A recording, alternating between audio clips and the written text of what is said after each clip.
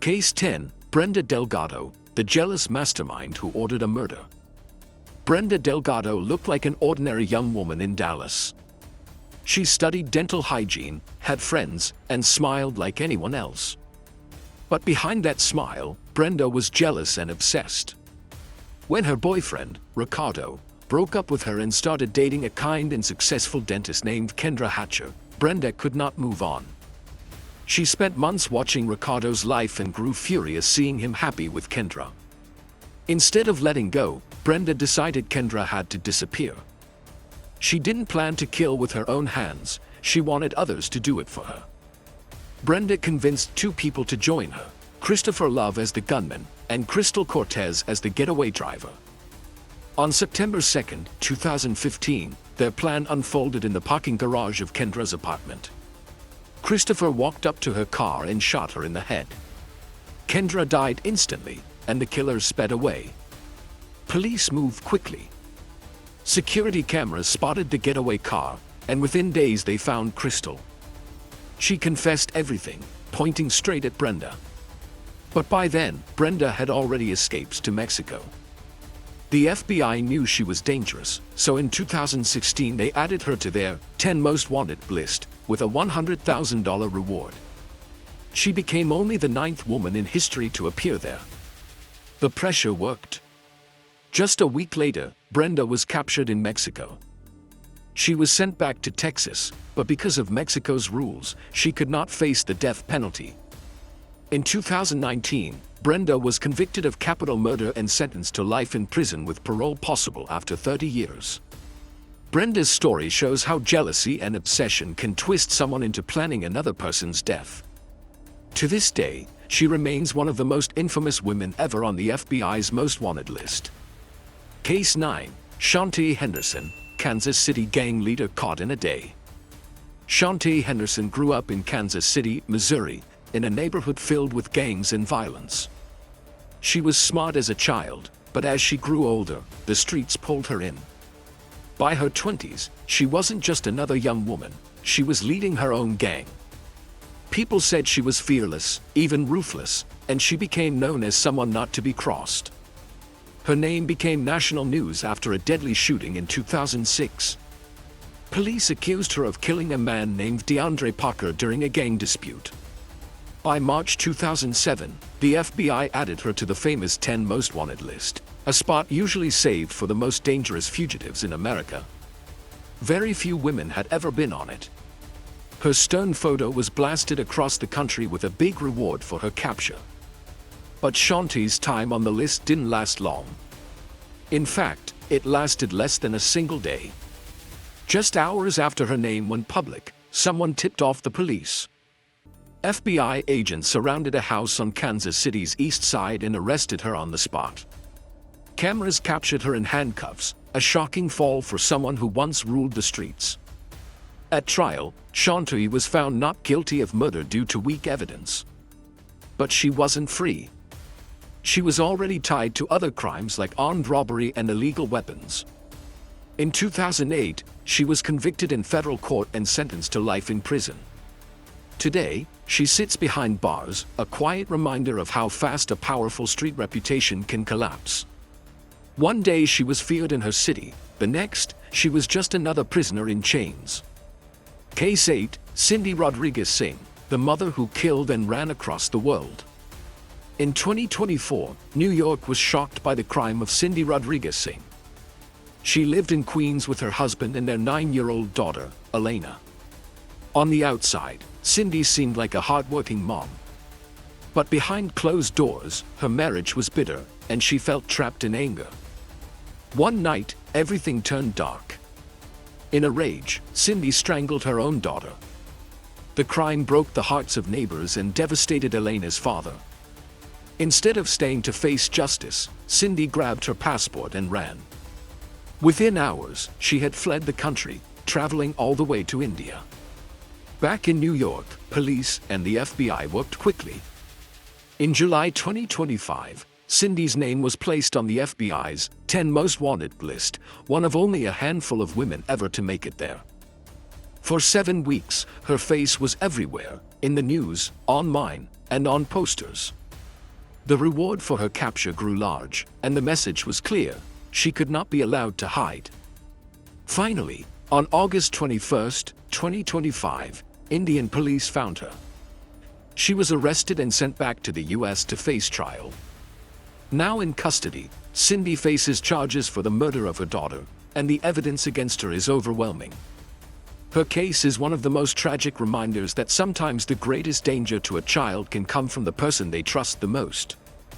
Case 7, Ruth Eisemann-Schier, the first woman ever on the FBI's most wanted list. In 1968, Ruth Eisemann-Schier became the first woman ever to appear on the FBI's 10 most wanted list. Her crime shocked the nation: the kidnapping of a 20-year-old college student named Barbara Mackel. Ruth, originally from Honduras, was in a relationship with a man named Gary Christ. Together, they plotted to kidnap Barbara for ransom. Disguised as police, they tricked Barbara at her motel room, then forced her into a wooden box buried underground. Inside, she had food, water, and air pipes, but she was trapped alive under the earth. The kidnappers demanded $500,000 from Barbara's wealthy father. The family paid, but police soon caught Gary Christ. He revealed where Barbara was buried, and FBI agents rushed to dig her out. Amazingly, she survived 80 hours underground. Ruth, however, escaped. For months, she was on the run. In March 1969, she became the first woman added to the FBI's list. After 79 days, she was caught in Oklahoma and sentenced to 7 years in prison. Though she later faded from public life, her name remains in history as the first woman to ever make the FBI's most wanted. Case 6, Marie Dean Arrington, Florida's death row escapee. Marie Dean Arrington lived in Florida in the 1960s. She was a mother, but her life was filled with hardship and anger. In 1968, furious that her sons were in trouble with the law, she blamed their lawyer's secretary, Vivian Ritter. Marie kidnapped and murdered her in a shocking act of revenge. The court sentenced Marie to death in the electric chair, making her only the second woman in Florida to get that punishment. But she wasn't ready to die. In 1969, she escaped prison, simply walking away from custody. Her escape caused panic. Newspapers screamed the headlines: "A woman on death row was loose." The FBI added her to the 10 most wanted list, only the second woman ever to appear there. For 2 years, she hid across the country, moving quietly until 1971, when she was finally caught in New Orleans. Her sentence was reduced to life in prison, where she stayed until her death in 2014. Marie's story became a warning of how anger and revenge can destroy lives, not only of victims, but of the criminals themselves. Case 5, Angela Davis, the professor who became a historic fugitive. Angela Davis was not a criminal in the usual sense. She was a brilliant professor, born in 1944 in Birmingham, Alabama, a place scarred by racism. Growing up on Dynamite Hill, where white supremacists bombed black homes, she saw violence firsthand. These early wounds fueled her passion for justice. Angela studied in Europe, earned top degrees, and became a philosophy professor in California. But she was also outspoken, joining the Communist Party and supporting the Black Panthers. To her admirers, she was fearless. To her enemies, she was dangerous. Everything changed in August 1970. A young man named Jonathan Jackson stormed a California courthouse with guns, hoping to free prisoners, including his brother George Jackson. Chaos erupted, and a judge and others were killed. The shocking twist: the guns were traced back to Angela Davis. Overnight, she was accused of murder, kidnapping, and conspiracy. Whether she knew of the plan or not, the FBI believed she was part of it. Angela went on the run. Her face appeared on wanted posters and the evening news. She became only the 3rd woman ever on the FBI's most wanted list. For 2 months, she hid in safe houses, while the world watched. Supporters shouted, "Free Angela," while the government hunted her. Finally, in October 1970, she was caught in New York. Her trial became a global event. Prosecutors painted her as a radical tied to violence. Her defense argued she was targeted because of her race and politics. In 1972, the jury found her not guilty. She walked free, and the courtroom exploded with cheers. Angela's story didn't end there. She became a powerful voice for prison reform, women's rights, and racial justice. For many, she remains a symbol of resistance. For others, she's proof of how close the 1970s came to tearing America apart. Case 4, Bernardine Dohrn, the underground leader who shook America. Bernardine Dohrn wasn't a thief or gangster. Born in 1942 in Wisconsin, she was smart, ambitious, and a law school graduate. She could have been a successful lawyer. But instead, she became one of the most infamous radicals of the 1970s.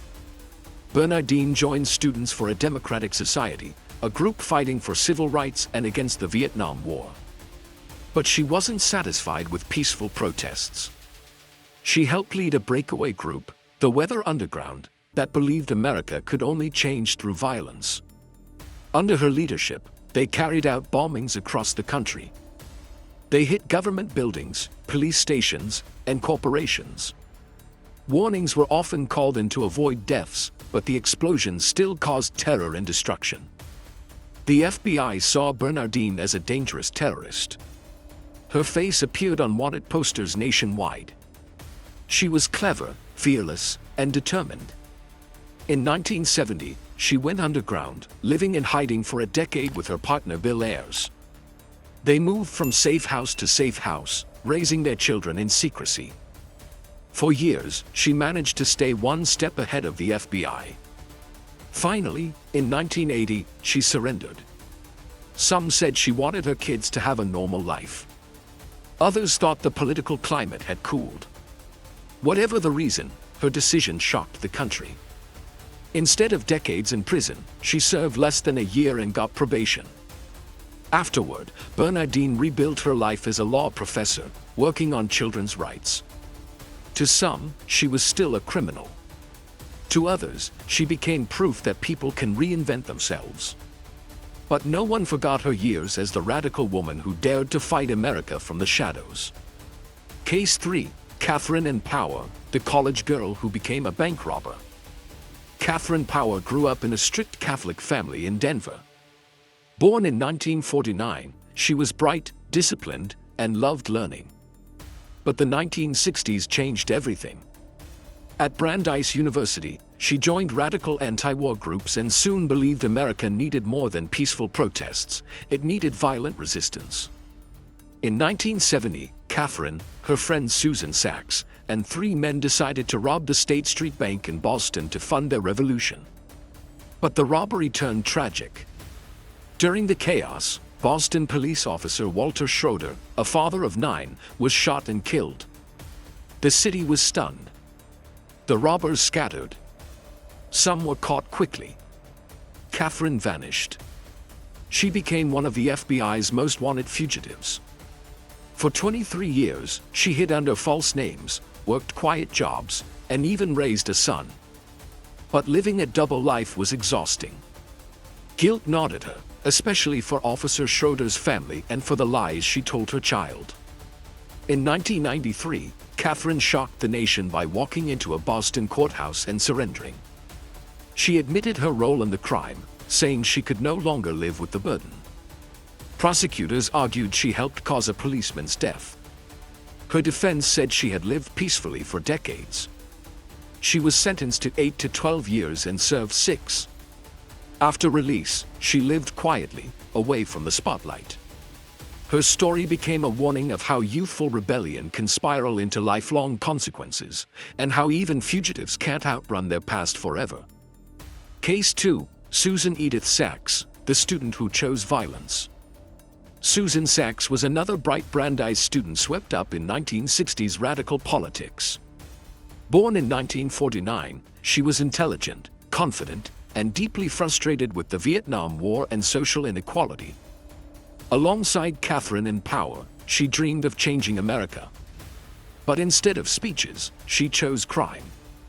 Together with 3 men, Susan and Katherine plotted to rob the State Street Bank in Boston in 1970. They wanted money for their revolutionary cause. The robbery was chaotic and terrifying for bystanders. Worse, Officer Walter Schroeder rushed to the scene and was shot dead. Boston was horrified, and Susan instantly became a fugitive. While some accomplices were caught, Susan disappeared. She lived in safe houses, moved constantly, and relied on sympathizers to hide her. For 5 years, she escaped the FBI's dragnet. But in 1975, she was finally captured in Philadelphia.